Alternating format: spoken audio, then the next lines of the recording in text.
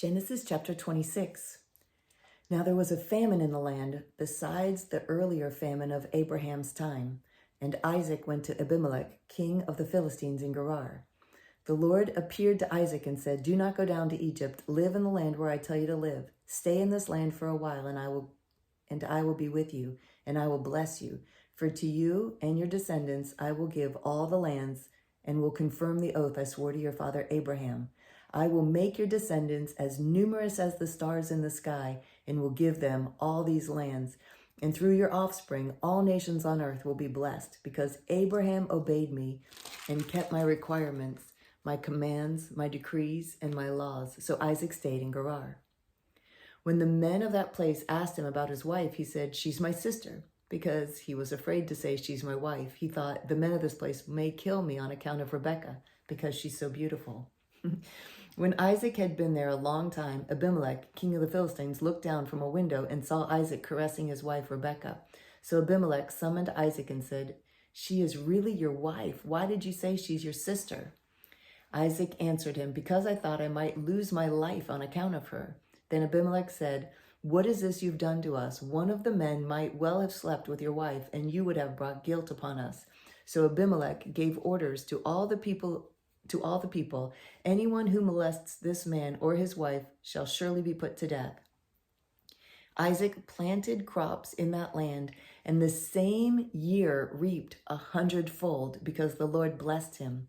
The man became rich, and his wealth continued to grow until he became very wealthy.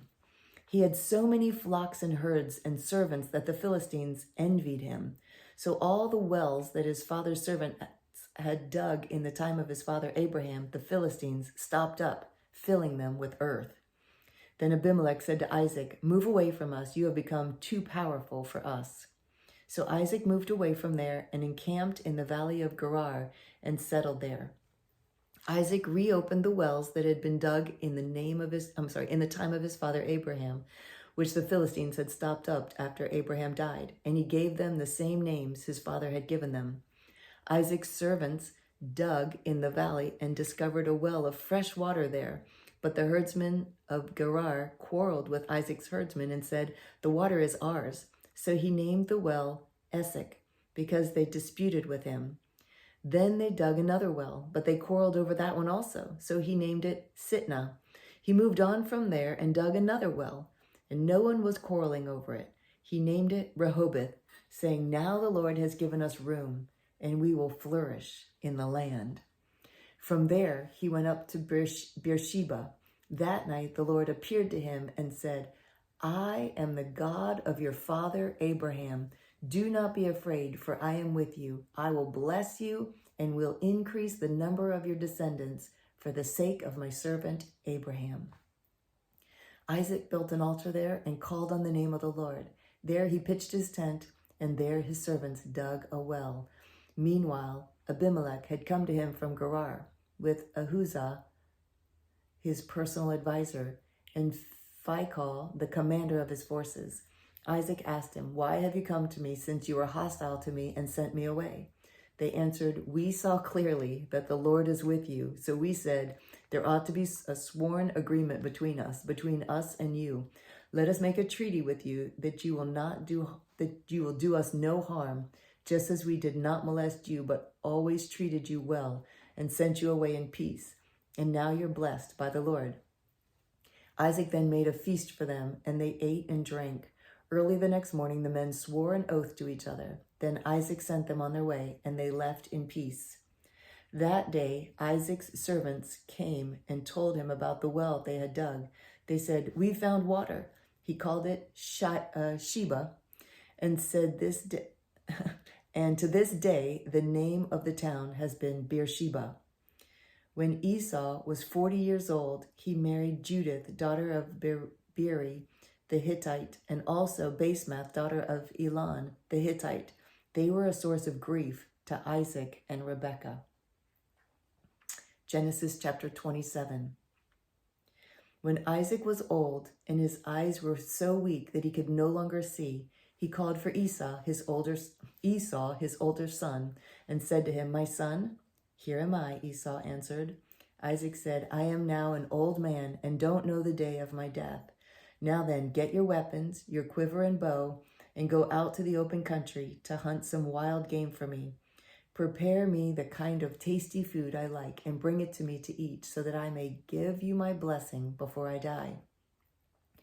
Now Rebekah was listening as Isaac spoke to his son Esau.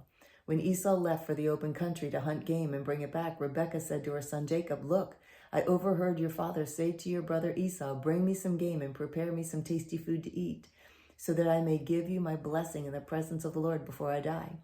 Now, my son, listen carefully and do what I tell you. Go out to the flock and bring me 2 choice young goats so I can prepare some tasty food for your father, just the way he likes it. Then take it to your father to eat, so that he may give you his blessing before he dies. Jacob said to Rebekah his mother, But my brother Esau is a hairy man, and I'm a man with smooth skin.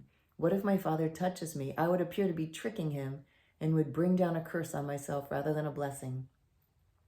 His mother said to him, My son, let the curse fall on me. Just do what I say. Go and get them for me. So he went and got them and brought them to his mother, and she prepared some tasty food just the way his father liked it. Then Rebekah took the best clothes of Esau, her older son, which she had in the house, and put them on her younger son Jacob. She also covered his hands and the smooth part of his neck with goat skins. Then she handed to her son Jacob the tasty food and the bread she had made. He went to his father and said, My father. Yes, my son, he answered. Who is it? Jacob said to his father, I am Esau, your firstborn. I have done as you told me. Please sit up and eat some of my game so that you may give me your blessing. Isaac asked his son, How did you find it so quickly, my son?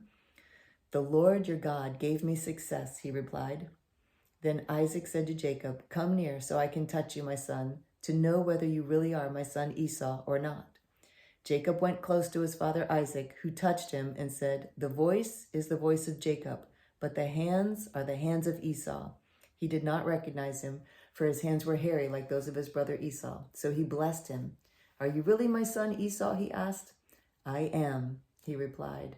Then he said, My son, bring me some of your game to eat, so that I may give you my blessing. Jacob brought it to him, and he ate, and he brought some wine, and he drank. Then his father Isaac said to him, Come here, my son, and kiss me. So he went to him and kissed him. When Isaac caught the smell of his clothes, he blessed him and said, Ah, the smell of my son is like the smell of a field that the Lord has blessed. May God give you the heaven's dew and of earth's richness, and abundance of grain and new wine. May nations serve you and peoples bow down to you. Be Lord over your brothers, and may the sons of your mother bow down to you. And may those who curse you be cursed, and those who bless you be blessed. After Isaac finished blessing him, and Jacob had scarcely left his father's presence, his brother Esau came in from hunting. He too prepared some tasty food and brought it to his father. Then he said to him, My father, sit up and eat some of my game so that you may give me your blessing. His father Isaac said, Who are you? Esau said, I am your son, your firstborn, Esau. Isaac trembled violently and said, Who was it then that hunted game and brought it to me? I ate it just before you came, and I blessed him, and indeed he will be blessed. When Esau heard his father's words, he burst out with a loud and bitter cry and said to his father, Bless me too, my father. But he said, Your brother came deceitfully and took your blessing. Esau said, Isn't he rightly named Jacob? He has deceived me these 2 times. He took my birthright, and now he's taken my blessing. Then he asked, Haven't you reserved any blessing for me? Isaac answered Esau, I have made him lord over you, and I have made all his relatives his servants, and I have sustained him with grain and new wine. So what can I possibly do for you, my son?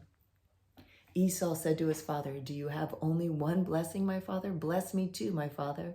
Then Esau wept aloud. His father Isaac answered him, Your dwelling will be away from the earth's richness, away from the dew of heaven above. You will live by the sword, and you will serve your brother. But when you grow restless, you will throw his yoke from off your neck. Esau held a grudge against Jacob because of the blessing his father had given him. He said to himself, "The days of mourning for my father are near. Then I will kill my brother Jacob." When Rebekah was told what her older son had said, she went for her younger son Jacob and said to him, "Your brother Esau is consoling himself with the thought of killing you. Now then, my son, do what I say. Flee at once to my brother Laban in Haran. Stay with him for a while until your brother's fury subsides. When your brother is no longer angry with you and forgets what you did to him, I'll send word for you to come back there. Why should I lose both of you in one day?" Then Rebekah said to Isaac, "I'm disgusted with living because of these Hittite women. If Jacob takes a wife from among the women of this land, from Hittite women like these, my life will not be worth living." That's all for today.